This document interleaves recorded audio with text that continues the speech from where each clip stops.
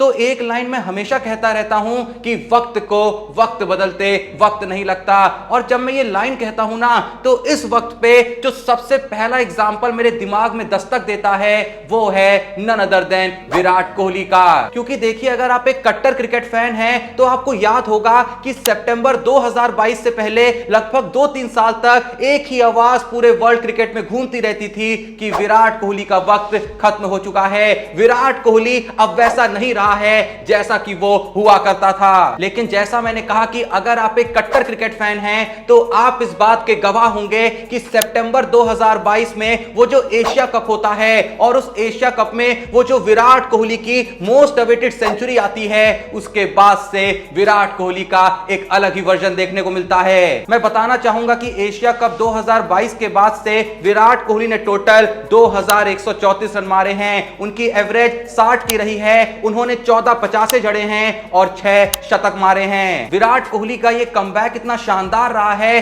कि ऊपर वाले से मेरी बस एक ही गुजारिश है कि जिंदगी में डाउनफॉल चाहे कितना भी बुरा दिखा देना, लेकिन अगर कमबैक दिखाना हो तो विराट कोहली जैसा ही दिखाना। जैसा मैंने कहा कि सितंबर 2022 से पहले चारों तरफ बस एक ही शोर मचता था कि विराट कोहली इंडियन टीम के सबसे वीक पॉइंट हैं। किसी को इस बात का भय ही नहीं है कि इंडियन टीम में विराट कोहली होंगे। अगर किसी का मैच इंडियन टीम से होता है तो हर बॉलर यही सोचता है कि विराट कोहली का विकेट तो आसानी से मिल जाएगा, असल चुनौती होगी बाकियों का विकेट छटकाने की। पर जो लाइन मैंने इस वीडियो की शुरुआत में कही थी कि वक्त को भी वक्त बदलते वक्त नहीं लगता, तो ये वक्त का करिश्मा ही है कि जिस प्लेयर को अभी 6-7 महीने पहले इंडियन टीम का सबसे वीक पॉइंट समझा जाता था, उसी प्लेयर के बारे में कल रिकी पॉन्टिंग एक स्टेटमेंट देते हैं कि आने वाली वर्ल्ड टेस्ट चैंपियनशिप में सबसे मुश्किल चुनौती जो ऑस्ट्रेलिया के लिए होगी वो ये होगी कि उसे विराट कोहली का विकेट छटकाना होगा। रिकी पॉन्टिंग कहते हैं कि ऑस्ट्रेलिया के लिए वर्ल्ड टेस्ट चैंपियनशिप जीतना इम्पॉसिबल है अगर वो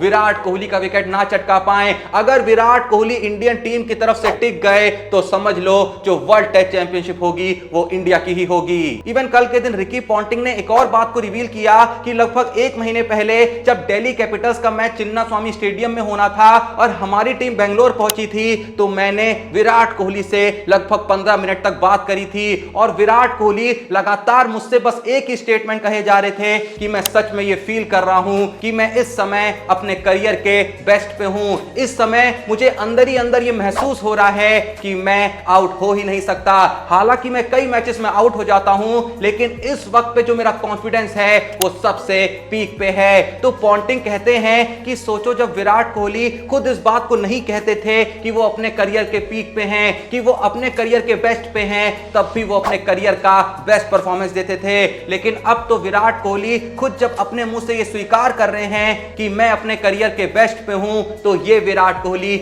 और ज्यादा घातक हो जाएगा, ये विराट कोहली और ज्यादा खतरनाक हो जाएगा। रिकी पॉन्टिंग अपनी बात को कंटिन्यू करते करते ये तक कह जाते हैं कि चलिए वर्ल्ड टेस्ट चैंपियनशिप में तो एक ही मैच है, मैं तो आपको ये भी लिख के दे रहा हूं कि जो आने वाले महीनों में इंडिया में वर्ल्ड कप 2023 खेला जाना है, अगर उस वर्ल्ड कप में विराट कोहली का बल्ला चल गया तो दुनिया की कोई भी ताकत भारत को वर्ल्ड कप जीतने से रोक ही नहीं सकती। चाहे बड़े से बड़े बॉलर आ जाएं, लेकिन विराट कोहली को वो रोक ही नहीं पाएंगे। इवन कल के दिन विराट कोहली के इस पीक का एक और मुजाहरा ये देखने को मिलता है कि पाकिस्तान के बॉलर मोहम्मद आमिर एक ट्वीट करते हैं जिसमें वो साफ साफ शब्दों में लिख रहे होते हैं कि क्रिकेट का एक ही रियल किंग है और उसका नाम है none other than Virat Kohli. मैंने वीडियो की शुरुआत में कहा था ना कि वक्त को वक्त बदलते वक्त नहीं लगता। मैंने ऐसा इसलिए कहा था क्योंकि जब विराट कोहली का बुरा वक्त चल रहा था, जब विराट कोहली थोड़े से आउट ऑफ टच चल रहे थे, तो चारों तरफ एक और शोर मचता था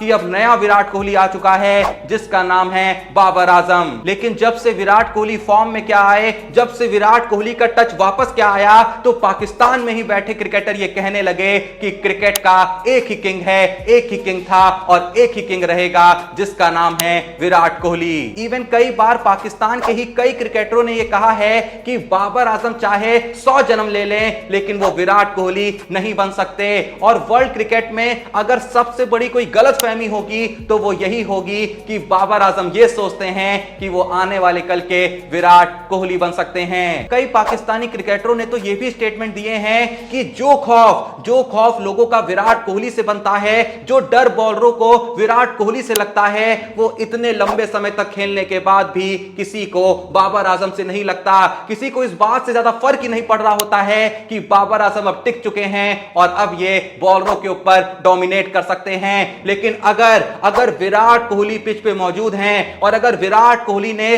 20 से 25 बॉलें खेल ली हैं, तो हर बॉलर इस डर से कांपने लगता है कि अब विराट कोहली पूरे गेम को अपने कंट्रोल में ले लेगा, अब विराट कोहली पूरे तरीके से इस गेम में डोमिनेट करने लगेगा। मैं जानता हूं कि आप में से बहुत लोग उस मैच को नहीं भूले होंगे जब T20 वर्ल्ड कप 2022 में विराट कोहली ने पाकिस्तान के खिलाफ वो अद्भुत मैच विनिंग पारी खेली थी। और जैसे विराट कोहली ने वो पारी खेली थी तो वापस से पाकिस्तान के कोनों कोनों से एक ही दुहाई लग रही थी कि बाबर आजम चाहे कुछ भी कर लें, बाबर आजम चाहे अपने करियर के कितने पीक पे भी चले जाएं, लेकिन जो पारी उस दिन विराट कोहली ने खेली थी वो कभी भी उस पारी को नहीं दोहरा सकते, वो कभी भी अपनी टीम को उस सिचुएशन से नहीं जिता सकते जिस सिचुएशन से विराट कोहली ने उस मैच को जिताया था। इसीलिए मैं बार बार कह रहा हूं ना कि ये जो सारा खेल है ये सिर्फ और सिर्फ वक्त का है, ये जितनी भी करामातें हैं ये सिर्फ और सिर्फ वक्त की है। क्योंकि उस 6 महीने में जिस प्लेयर के लिए ये कहा जा रहा था कि ये इंडियन टीम पे बोझ बन रहा है, और 6 महीने के बाद उसी प्लेयर के बारे में ये कहा जाने लगा